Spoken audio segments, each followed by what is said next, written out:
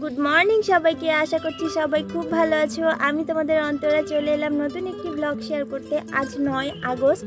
তো আজকে সারাদিনটা আমি কি করছি কি না করছি সমস্ত কিছু চলো তোমাদের সাথে শেয়ার করব। আমি তো সকালবেলা প্রত্যেক দিনই ছাদে যাই, গিয়ে দেখছি এত সুন্দর দুটো ফুল ফুটে আছে। দেখো এই লক্ষ্মী জবাটা কি মিষ্টি লাগছে দেখতে। তারপর কি নিচে এলাম, আজকের জলখাবারে ছিল মুড়ি আর আলু ভাজা। তো মা কাপড় চোপড়গুলো এখানে মেলে দিয়েছে, সব রোদ নেই তো কদিন হলো, তো এখানে কাপড় চোপড় মেলা ও সব নিচে জমা করা ছিল। এখন একটু যেহেতু বৃষ্টিটা কম, ওই জন্য মা আবার ছাদে সব কাপড় চোপড়গুলো মেলে দিয়েছে। তো আজকে না আমি একটু কলেজ যাব বাবার সাথে, মানে আমার বাবা বাজার করবে আর আমাকে কলেজে একটু নামিয়ে দেবে। তো চলো আমি পুরো রেডি হয়ে নিই। এখন অলরেডি 10টা সাড়ে 10টা মতন বেজে গেছে। তো আমি আর একদম দেরি করব না, একদম রেডি হয়ে তারপর তোমাদের সাথে কথা হচ্ছে। চলো রেডি হয়ে আসি। দেখবে দেখো 1 সেকেন্ডে রেডি হয়ে গেছি। তোমরা কি কেউ আমার মতন 1 সেকেন্ডে রেডি হতে পারো? তোমরা তো কেউ পারো না। রেডি হয়ে গেছি, বাবা গাড়িও বের করে নিয়েছে, ওই তো এবার যাব। চলো, তো ফাইনালি বেরিয়ে গেছি। আর আজকে ভীষণ রোদ উঠছে জানো তো, এত বৃষ্টি হয়েছে চারিদিকে। কালকেও বৃষ্টি হয়েছে, পরশু দিনও খুব বৃষ্টি ছিল। তো বাবা গাড়িটা নিয়ে আসছে, আমি বললাম যে ঠিক আছে তুমি আসো, আমি একটু এগিয়ে যাই।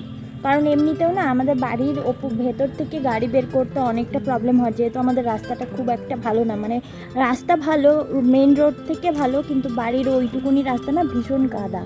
আর চারিদিকে এত জল জমেছে, চারিদিকে মশার অত্যাচারে মানে পাগল হয়ে যাওয়ার মতন অবস্থা।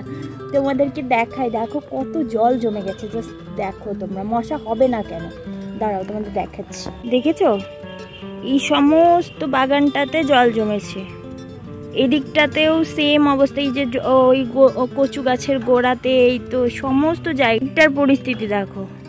মানে এত এইসব সমস্তটাই গোটা বাগানটা ধরেই এত জল জমেছে, চারিদিকে ভীষণ মশা। এই জলগুলো যতক্ষণ অবধি একদম টানা রোদ না উঠবে না, শুকাবে না। এমনিতেও তো না বাগান একটু নিচু হয়, তো বাগানে নিচু থাকার কারণে জলটা আরও বেশি তাড়াতাড়ি জমে। তো যাই হোক, বেরিয়ে তো গেছি, আমি এখন ওয়েট করছি বাবা বাইকটা নিয়ে আসবে, তারপরে আমি চলে যাব কলেজে। এই তো তোমাদের সাথে কথা বলতে বলতেই বাবা ওই দিক থেকে বাইক নিয়ে চলে এলো। আর আমি আগে থেকেই দরজাটা খুলে রেখেছিলাম। দরজাটা আসলে লাগিয়ে রাখা হয়, কারণ না হলে গরু ছাগল সব ঢুকে যায়। আর গরু ছাগল ঢুকলে এই সব গাছগাছালি যা আছে ভেতরে সব খেয়ে ফেলবে। আর এই দেখো আমাদের রাস্তার পরিস্থিতি, দেখতে পাচ্ছ? এটা কি রাস্তা মনে হচ্ছে? সত্যি করে বলো তো, মানে সিরিয়াসলি এত বাজে অবস্থা রাস্তার, মানে ভাবা যায় না। এই রাস্তাটা না অনেকবার সারা হয়েছে, অনেকবার, মানে মোটামুটি 1-1.5 মাস পরই এই রাস্তাটা সারা হয়। কিন্তু কি হয়েছে বলো তো, সব বাড়ির ড্রেন, তারপর সব বাড়ির জল, ট্যাঙ্কির জল সমস্ত কিছু রাস্তাতে এসে পড়ে, যার কারণে রাস্তাটা একদম মানে যতবারই ঠিক করা হয় ততবারই আবার নষ্ট হয়ে যায়। তো এই তো আমি চলে এলাম আমার কলেজে। এইটা হচ্ছে আমাদের কলেজের এন্ট্রান্স, মানে মেইন গেটটা।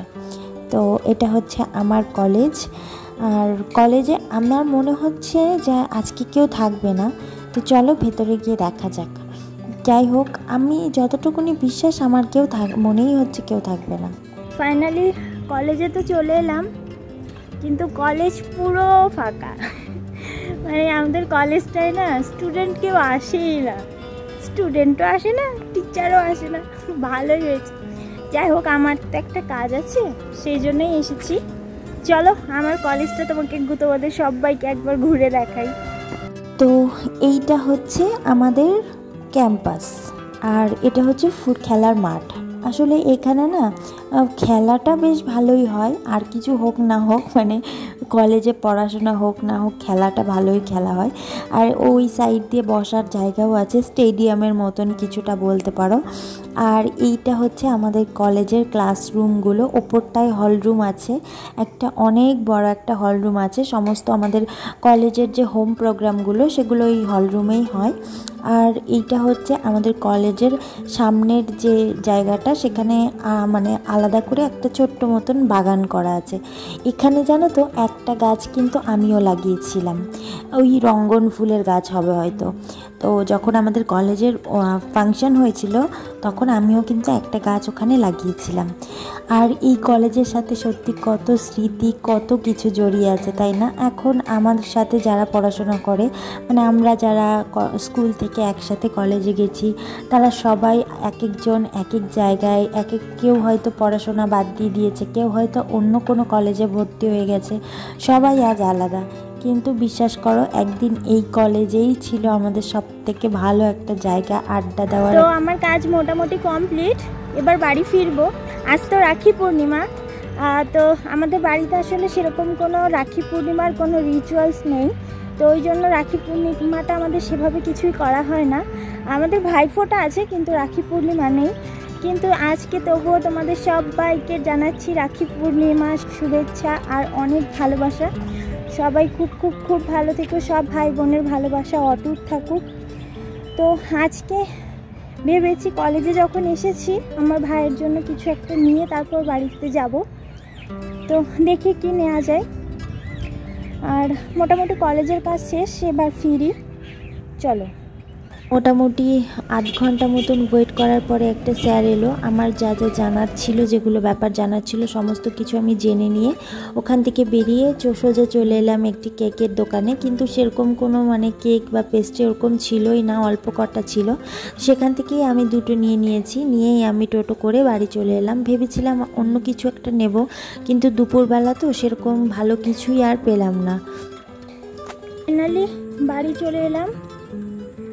এখন বাজে একটার একটু বেশি, 1:10।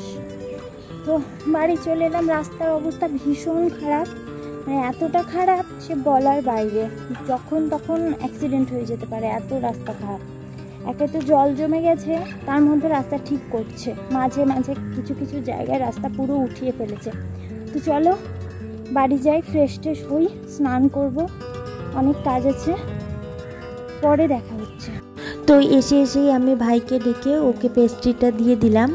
আর আসলে ও সকালবেলা একবার আমাকে বলেছিল পেস্ট্রিটা নিয়ে আসতে, তো আমিও ভেবেছিলাম নিয়ে আসবো, অন্য কিছুর সাথে নিয়ে আসবো, কিন্তু যেটা ভেবে গিয়েছিলাম সেটা তো আর পাইনি। যাই হোক, ওটা অন্য দিন নিয়ে আসবো। আজকে এটাই নিয়ে আসতে পেরেছি, আমি দোকান থেকে এটাই পেয়েছিলাম। তো আমার ভাই না বাইরের খাবার কিন্তু ভীষণ পছন্দ করে, সে বাচ্চা মানুষ বলতেই তাই, আমার ভাইও তার ব্যতিক্রম নয়। কলেজ থেকে এসেই একটু বসলাম, বসে একটু জল খেলাম। এবার জামা কাপড়ও চেঞ্জ করে নিই, ওটাই পরে আছি। একবারে ভাবছি স্নানটা করে নিই, কারণ এই জামা ছাড়বো, এটা তো ধুতেই হবে। তো একবারে এটা পুরোই বাথরুমে ঢুকে স্নানটা করে বেরাই, স্নান টান করে নিই, তারপরে আবার পরে এসে কথা বলছি। তো এই তো স্নান করে চলে এলাম, এবার চুলটা ভালো করে মুছে নিচ্ছি। আর আমি না চুল স্নান করে একদম যে চুপচুপো করে ভিজিয়ে নিই তা কিন্তু করি না, কারণ একে তো এখন বর্ষাকাল, প্রচণ্ড চুল ওঠে, ড্যান্ড্রফেরও প্রবলেম হয় এই দিনে অনেকের। আমার আবার এই দিনে হয় না, আমার আবার শীতের দিনে ড্যান্ড্রফ হয়। তো চুল ওঠা যদি এখন পুরো একদম ভিজিয়ে ফেলি আর যদি চুল না শুকায় তাহলে খুব বাজে ব্যাপার হবে, তাই আর আমি খুব বেশি একটা চুল ভেজাইনি। তো এবার সিঁদুর টিঁদুর পরে দেখলাম ছাদে মা সমস্ত কৌটোকাঠি ধুয়ে রোদে দিয়েছে, আর এইদিকে দেখো আকাশে মেঘ করে আছে। আমি বুঝি না, যেদিনই কাপড় চোপড় মেলি, মানে যেদিনই আমাদের রোদ্রের দরকার হয় সেদিনই কেন মেঘ করে। তারপরে মানে যখনই করব, রোদ থাকলেও সেদিন মেঘ হয়ে যাবে। কি যে হয় আমাদের সাথে বুঝতেই পারি না। যাই হোক, এরপরে বাবাও চলে এলো, আমি ছাদ থেকে দেখতে পেয়ে তাড়াতাড়ি দৌড়ে চলে এলাম দরজাটা খুলে দিতে। বাবার আসলে বাইকটা ঢোকাতে না হলে আবার নিচে নামতে হতো, তো তাই আমি তাড়াতাড়ি করে চলে এলাম। আমার বাবাও বাজার টাজার করে নিয়ে চলে এসেছে, তো আমি সমস্ত কিছু গুছাই। আর আমার বাবা যদি বাজার করে নিয়ে আসে, আমার কিন্তু সেগুলো গুছিয়ে রাখতে ভীষণ ভালো লাগে। আমি কিন্তু প্রথম থেকে আমার বাবা বাজার করে নিয়ে আসলে সেগুলো আমি নিজেই গোছাতাম, মাও সাথে হেল্প করে, কিন্তু আমার এগুলো ভীষণ দেখতেও ভালো লাগে আর এগুলো গোছাতেও ভীষণ ভালো লাগে। তো আমি এই বাজারের ব্যাগগুলো থেকে সমস্ত কিছু ধীরে ধীরে এক এক করে নামাচ্ছিলাম, কি এনেছিল সমস্ত কিছু দেখছিলাম। এই তো এখানে নিয়ে এসেছে বাঁধাকপি, তারপরে আজকে তালও নিয়ে এসেছে। জানো তো, এইটা হচ্ছে আমাদের বছরের প্রথম তাল, কিন্তু ঠাকুরের কলা নিয়ে এসেছে, খাবারের জন্য নিয়ে এসেছে, শশা, বিস্কিট, তারপর ওল নিয়ে এসেছে, আর চাল কুমড়ো, মিষ্টি কুমড়ো, লেবু, এইদিকে চিনি, আদা, নকুলদানা, সমস্ত কিছু মানে একদম যা যা লাগে আর কি, যতটা পেরেছে বাবা নিয়ে চলে এসেছে। আর সাথে নিয়েছে ভাইয়ের জন্য খাতা। এই খাতাগুলো বেশ মোটা মোটা, আর পেজগুলো অনেকগুলো করে আছে। তো আমাদের এখানে না মানে কাছাকাছি যে বাজার দোকানগুলো আছে সেখানে ভালো খুব একটা খাতাগুলো পাওয়া যায় না, তাই একটু যে দূরে যে বাজারটা আছে সেই বাজার থেকেই নিয়ে আসতে হয়। তো সমস্ত কিছু গুছিয়ে আমি এবার চলে এলাম এই কাঁচা লঙ্কার বোটাগুলো ছাড়িয়ে ফেলবো, না হলে এই বোটাগুলো শুদ্ধ রাখলে না লঙ্কাগুলো খুব তাড়াতাড়ি নষ্ট হয়ে যায়। তাই আমি এক এক করে সমস্ত লঙ্কার এই যে অত কটা লঙ্কা দেখছো সব কটা লঙ্কার বোটা ছাড়িয়ে নেব। আর এমনিতেও ফ্রিজে সমস্ত কিছু মানে রেখে দেওয়ার আগে সরাসরি বাজার থেকে কিনে নিয়ে এসে ফ্রিজে ঢোকানোর আগে একটু জিনিসগুলো ভালো করে ধুয়ে তারপরে ফ্রিজে রাখলে ব্যাপারটাকে মানে বেশি ভালো হয়, হাইজেনিক থাকে জিনিসটা। আসলে বাজারে ধুলো অনেক কিছুই তো লাগে, তাই না? তো যার কারণে আমি সমস্ত কিছু এই বোটাগুলো ছাড়িয়ে নিলাম। এবার আমি এই ডালাতে করে সমস্ত লঙ্কাগুলো একবার ধুয়ে ভালো করে জলটা ঝরিয়ে নেব। একটু রেখে দিলেই জলটা ঝরে যাবে, তারপর পরে প্যাকেটে করে সেগুলোকে ফ্রিজে তুলে রাখবো। এই তো লঙ্কাগুলো ধুয়েও চলে এলাম, এবার রেখে দিলাম, দেখা যাক এবার পরে তুলে নেব জলটা ঝরে গেলে। আর এসে দেখলাম মা ওইদিকে শিং মাছ ভাজছে, আজকে শিং মাছের ঝোল হবে। আর এদিকে আলু ভাজা, শাক বাটা ছিল, আর ছিল ডাল। আচ্ছা তোমরা কেউ শাক বাটা খাও জানিও তো। দুপুরে খাওয়া দাওয়া করে একটু ঘুমিয়েছিলাম, অনেকক্ষণ শুয়েছিলাম। এখন বিকেল ওই 4:30 মতন বাজে। তো মাকে নিয়ে যাচ্ছি একটু গঙ্গার ধারে ঘুরতে। তো চলো, শুনেছি গঙ্গায় নাকি অনেক জল বেড়েছে, চলো তোমাদেরকেও দেখাই। তো এই তো বেরিয়ে গেছি মায়ের সাথে। আর এই যে গাছটা দেখতে পাচ্ছ এটা কি গাছ বলো তো? আমি বলে দিচ্ছি, এটা হচ্ছে কাঠগোলাপ ফুলের গাছ। অনেকেই হয়তো চিনতে পেরেছো। তো এই গাছটা না মাকে বলছিলাম এই গাছের একটা ছোট্ট চারা যেন মা ছাদে করে, ফুলগুলো এত ভালো লাগে আমার, কি বলবো তোমাদেরকে। তো যাই হোক, এই তো কথা বলতে বলতে মায়ের সাথে গল্প করতে করতে চলেও এসেছি আমরা গঙ্গার ধারে। আর এত ভালো লাগছিল গঙ্গার ধারে। আর দেখো ছোট্ট ছোট্ট বাচ্চারা গঙ্গার ধারে গেছে, দেখে ভয়ও লাগে জানো তো। কত রকম অ্যাক্সিডেন্ট যে হয় আমাদের এখানে, এর আগেও কতবার শুনেছি বাচ্চা ডুবে গেছে, প্রায়ই হয় এই অঘটনগুলো। তবু এরা কেন যে বাচ্চাদের ছেড়ে রাখে আমি বুঝি না বাবা। তো যাই হোক, এই যে সারি সারি নৌকা বেঁধে রাখা হয়েছে, এগুলো দেখার যে কি ভালো লাগা এটা তোমাদেরকে আমি বলে বোঝাতে পারবো না। আমাদের বাড়িটা না আমার ভীষণ পছন্দের। আর আমাদের শুধু বাড়ি না, আমাদের বাড়ির আশেপাশে সমস্ত জায়গা আমার এত ভালো লাগে, মানে সত্যিই আমার ভীষণ ভালো লাগে আমাদের এই জায়গাটা।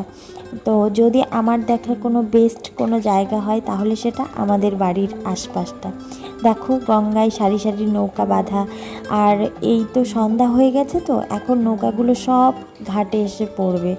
আর রাত্রিবেলায় তো কেউ নৌকা চালায় না, আবার দেখবে সকাল হবে তো এই নৌকা নিয়ে মাঝিরা বেরিয়ে পড়বে মাছ ধরতে। তো আমি না একটু বসে দেখছিলাম, আমার তো এমনিতেই গঙ্গা ভীষণ ভালো লাগে। তো আমি এমনি একটু বসেছিলাম, মাও বসবে, তো মাকেও বলছিলাম মা একটু তুমিও বসো, তোমারও ভালো লাগবে। তো যাই হোক, আমরা অনেকক্ষণ গঙ্গার সময় কাটালাম। তারপর আমার আবার এতেও হয়নি, মানে বসেও হয়নি। মাকে বললাম মা যেদিকে সিঁড়ি আছে ওই দিকটাই চলো, আমি একটু গঙ্গাতে পা ভিজাবো। তো তারপর চলে এলাম। এখন বাজে ওই ধরো সন্ধ্যে 7:30 মতন। তো সন্ধ্যাবেলায় মা সন্ধ্যা প্রদীপ দিয়েছে আর চা খেয়ে নিয়েছি। তো আজকে সারাটা দিন কি করলাম না করলাম, কোথায় গেলাম, সমস্ত কিছু তোমাদের সাথে শেয়ার করেছি। আশা করব ভিডিওটা তোমাদের ভালো লাগবে। যদি আমার ভিডিওগুলো তোমাদের ভালো লেগে থাকে তাহলে প্লিজ আমার চ্যানেলটাকে সাবস্ক্রাইব করে দিও আর লাইক কমেন্ট শেয়ার করে দিও। যদি আমার ভিডিওগুলো সত্যিই তোমাদের ভালো লেগে থাকে প্লিজ আমার চ্যানেলের পাশে থেকো। আর দেখা হবে একটু অন্য কোনো ভিডিওতে। আজকের ভিডিওতে আর দেখানোর মতন কিছুই নেই, একটু রাত্রে ডিনার করবো, তারপর ঘুমিয়ে পড়বো। তো তো যাই হোক, এভাবেই আমার দিনগুলো কাটছে। ভিডিওগুলো কেমন লাগলো অবশ্যই কমেন্ট করে জানিও। কিন্তু আমি তোমাদের সবার কমেন্ট খুব ভালো করে পড়ি, আর তোমাদের এত সুন্দর সুন্দর মিষ্টি মিষ্টি কমেন্ট আমার ভীষণ ভালো লাগে। তোমাদের কমেন্টগুলো আমাকে ভীষণ ইন্সপায়ার করে। যাই হোক, চলো আজকে ভিডিওটার একদম বড় করছি না। সবাই ভালো থেকো, সুস্থ থেকো। দেখা হবে নেক্সট অন্য কোনো ভিডিওতে। বাই।